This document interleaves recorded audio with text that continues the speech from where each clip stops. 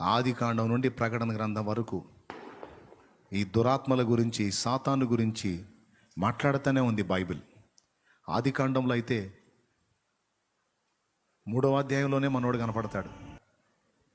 ప్రకటన గ్రంథంలో 13లో మళ్ళా దెయ్యాలు కనపడతాయి. ఆది కాండం 3లో స్టార్ట్ అయినోడు ప్రకటన గ్రంథం 13తో సహా కనపడతాడు వాడు.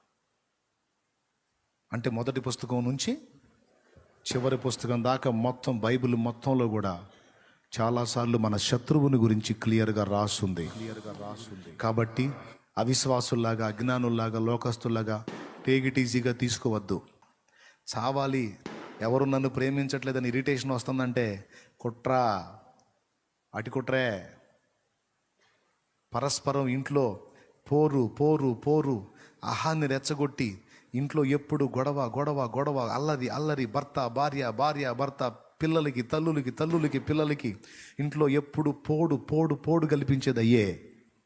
ఈ గుర్తుపట్టి తెలివిగా కనీసం ఇంట్లో ఒకళ్ళైనా మోకాళ్ళుని బంధకాల్లో ఉన్న వారి కట్లు విప్పటం, బంధించి పెట్టిన దురాత్మలను ప్రార్థనలో, విశ్వాసంతో, యేసు నామముతో, యేసు రక్తంతో బంధించడం నేర్చుకోవాలి.